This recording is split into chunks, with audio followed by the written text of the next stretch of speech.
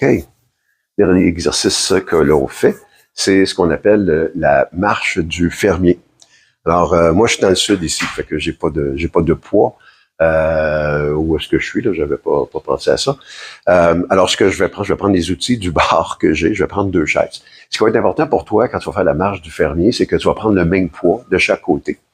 Faut pas que ça soit lourd au point que tu as de la misère à avancer. Je veux que tu marches normalement, puis je veux que roule les épaules, on est bien, puis on fait juste avancer, puis on fait juste se promener. Tu vois probablement des gens au gym le faire une fois de temps en temps. Tu dis, ben voyons, ils promènent leur haltère, ils promènent leur poids. Ben, c'est la marche du fermier. On veut pas faire de grands pas, on veut pas faire des lunges ou des fentes. On va juste marcher normalement, ordinairement. Fait que moi, je vais prendre les chaises qui sont ici, de chaque côté. Fait que c'est important que j'aille un bras vraiment équilibré, j'aille le même poids. Donc, si c'est trop difficile, ce côté ici, ben, je vais diminuer mon poids, mais je vais diminuer mon poids de l'autre côté. Je vais toujours garder une certaine symétrie. Oh là! Donc, je vais marcher avec les poids, tout simplement.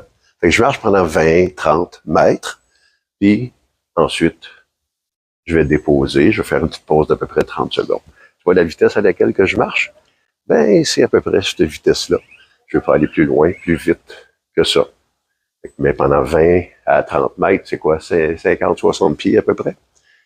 Fait que c'est juste ça. Fait que tu fais ça 2 fois. Puis ensuite, tu déposes tes poids. On n'oublie pas de plier les jambes, plier les genoux. Puis ensuite, descendre jusqu'en bas. Tout ça pour rapporter tes poids. C'est la marche du fermier. C'est le dernier exercice de la phase 2. Tu fais ça 2 fois. Puis ensuite, pendant une semaine, puis ensuite, on va passer à la phase 3.